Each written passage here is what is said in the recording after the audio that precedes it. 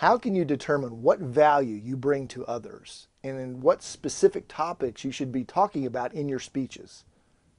Well, the answer to that question is the topic of our next weekly dose of public speaking medicine.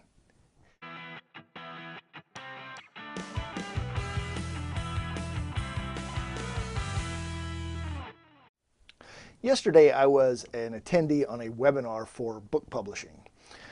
And one of the attendees, Mark, who I'd never met before, asked, I thought, an interesting question.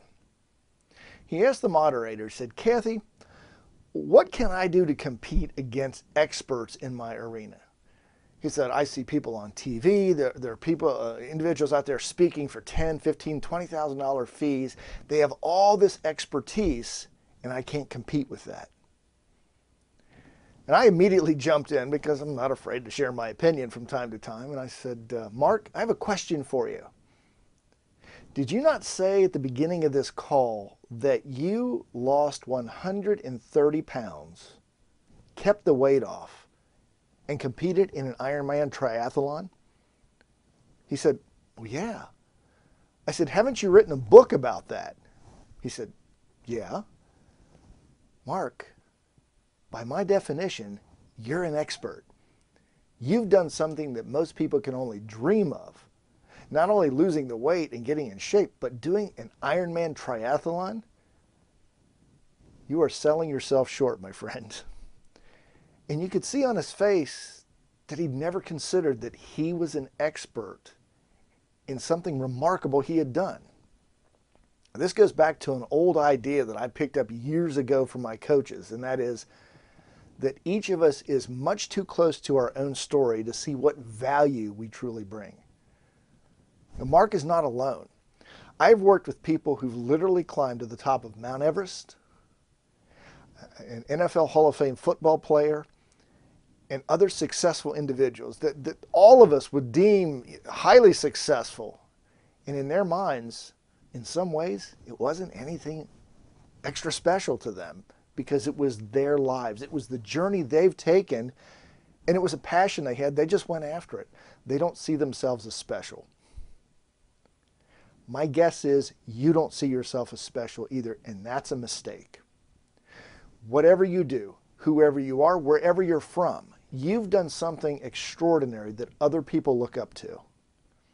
So if you want to know what value you bring to others, and what other organizations may pay to hear you talk about, take the time to ask the people who are closest to you. Your friends, your family, co-workers, clients, people who you've interacted with, and ask them, what value have I brought? What is unique about my situation, my story, that other people might want to hear? Now, for some people, this is a very tough question to ask. They feel it's too egocentric, it's bragging about themselves. If you're going to be a speaker, you have to, in a way, brag about yourself. I've come to this conclusion, and I share this thought with all my speech coaching clients. To be a professional speaker, or to be a speaker of any kind, who stands in front of a group, you have to have an ego. You got to have an ego to think that what you have to say is important. On the other side of the coin, though, you also have to be humbled by the knowledge that if you weren't up there speaking to that particular group, somebody else would be. The world's not going to stop because we're not there speaking. Those meetings, those big conventions, they're still going to go on. Keep those two thoughts in balance. Yes, you've got to have the ego because you do have something important and valuable, but somebody else would be there if you weren't.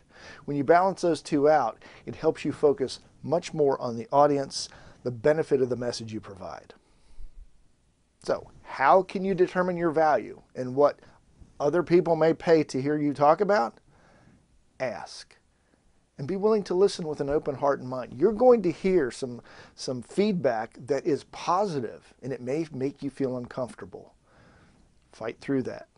Be willing to hear what other people, the good things that other people have to say about you, and you can create a topic that can impact the lives of many more people than you can ever imagine. So go out and do that right now. Don't hesitate. I look forward to seeing you in our next video.